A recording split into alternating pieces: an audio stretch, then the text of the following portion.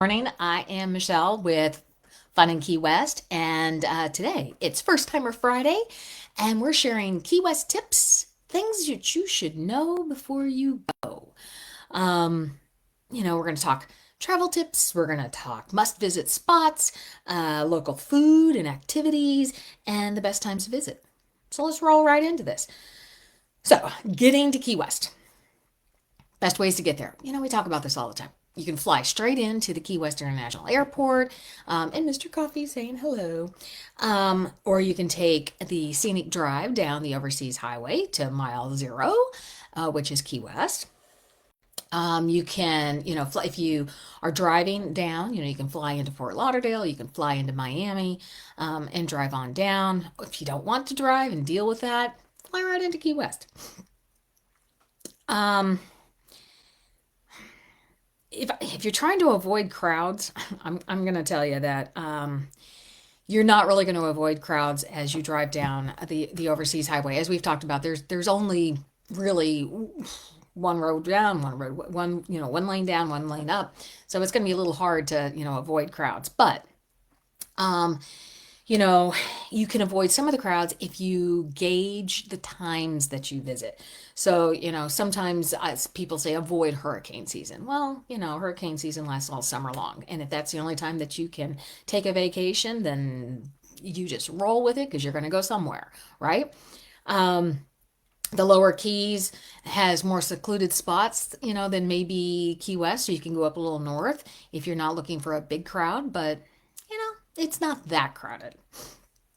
Of course, we talk about must see things that you should see and make sure you have off that bucket list. The Southernmost Point Buoy, the Hemingway House. You've got the six-toed cats there. You can hear the story about the penny in the pool. If you're into literature, you have the Tennessee Williams house. If you want to see a great view of Key West during the day, because it's not open at night, is the Key West Lighthouse. You've got state parks up and down the Keys. You've got the Fort Zachary Taylor State Park, Dry Tortugas National Park. Here's a tip. If you want to go to the Dry Tortugas, make sure you book that before you show up in Key West. It is not going to be one of those places that you can arrive and land in Key West on Tuesday and go, let's go to Dry Tortugas on Thursday. And there's going to be spots available. Usually doesn't happen. They're booked weeks, months in advance. So if that's absolutely on your bucket list, make sure when you're going, book that trip.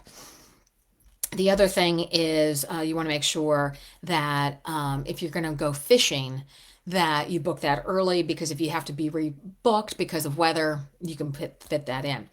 If you take the Dry Tortugas and you take the Yankee Freedom over, they give you snorkel gear. You can go snorkeling. It's an amazing experience. You have to do it at least once. As to Mallory Square sunset celebration, it starts about an hour before sunset and goes for about an hour after sunset. It's not like you have to be there at a specific time. The street performers start performing before sunset, so you get this carnivalish vibe that's going on. Grab a cocktail, you can walk around, grab a snack, get your fortune told, all of that. So it's not like you have to be there at a specific time. An hour before sunset, everything starts to happen. People start setting up. And then after sunset, here's the interesting thing, and here's your tip.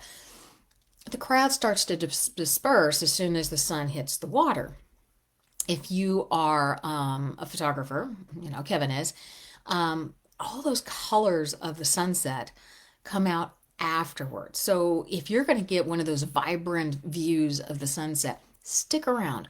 Wait it out. Grab another cocktail, sit there and relax. The crowd will disperse. There won't be as many people, but you might end up with some amazing photographs. So keep that in mind. Keep in mind you're in the Conch Republic, and I always tell people the Mallory Square is where you're going to want to be front row and center for Conch Republic celebrations. It's in April, and if you're planning your trip around that, make sure that you figure out your best viewing spot there on Mallory Square for that. We talk about this a lot. Key West tips in terms of food. You've got Blue Heaven. If you're going there, it's iconic. Everybody's going to want to be there. You're going to wait in line.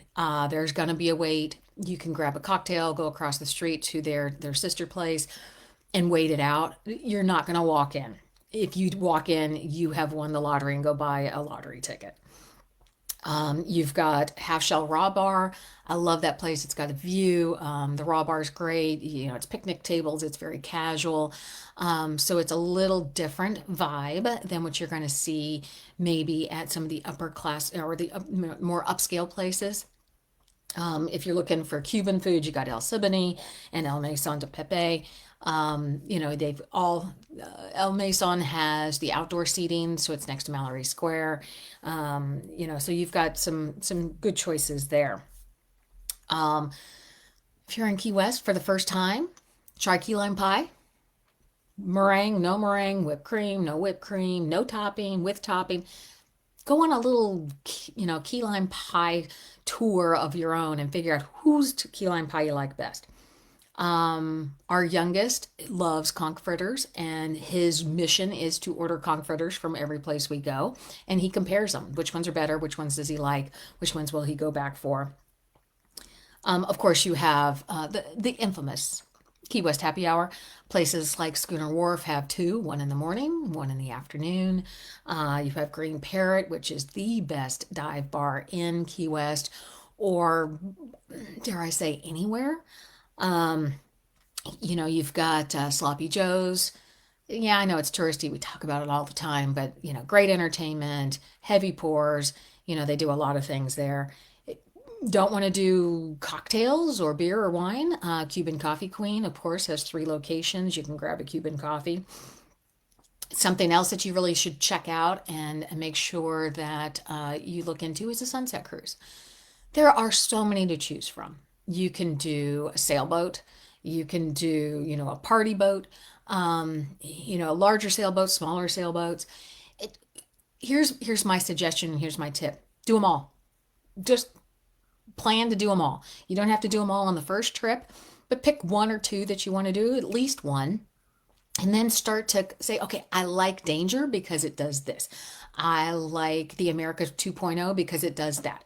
I like commotion on the ocean because of the live band and the party atmosphere. So just come in and figure out which ones do you like, and then you'll know which ones to go from on the next trip. Of course, there's drag shows. You go down there. Be sure to bring, you know, your tip money. Go in with an open mind. Go in with the idea of having fun. It's all about having fun. There's, you know, these great fun experiences that you can do in Key West and only in Key West. You can learn how to make a key lime pie. You know, there. So some of the first, you know, the favorite places for first timers, obviously, Southernmost Point, Duval Street, a sunset cruise, Mallory Square. You know, those are the must-see things. And then it's where does your interest take you? Is it museums? There's over 18 museums that you can go check out. Are you into literature? Do a tour of the literary places. You know, you have Hemingway House, Tennessee Williams. There's two bookstores. There's all kinds of cool things that you can get into. On to water activities and Key West activities that you can do. So you've got water activities. You can go snorkeling. You can go jet skiing. You can go out and watch dolphins. There's glass bottom boat tours that you can go on. You know, the water's so clear that you're going to see just about everything that you need to see. And that there's such a natural beauty around Key West and the way it's protected. You're going to, even if you don't want to get in the water, you're going to see something. Um, and I'm going to go back to those sunset cruises. There's nothing more breathtaking than a sunset from the water. You know, we talk about Old Town Key West, which is basically where you're going to be probably staying. You know, there's live music. If you don't like what's playing here, two doors down, something else is playing. You can always find something that you want. And then, of course, you have Smathers Beach you can go to, Fort Zach for a beach. Keep in mind, and here's my tip, Key West isn't known for its beaches, and you're not going to go in and go surfboarding or, you know, anything like that. but it's just very tranquil and it just has its own its own Key West vibe. So keep that in mind. They do have sand and beaches, and Fort Zach can be rocky, so make sure you have those shoes that you wear in the water to protect your feet. So here's my advice. I prefer to stay in Old Town at one of the boutique hotels, or a bed and breakfast, just because the history of Key West, a lot of these historic homes were transformed into B&Bs to provide a source of income for the people who lived in the homes. And these homes have all retained this unique Key West vibe character. And it just makes, most of these places, none of the rooms are the same. It's not a hotel. It's not cookie cutter. It has its own vibe, its own unique personality for every room. And every B&B has its own spin, its own thing that makes it what it is.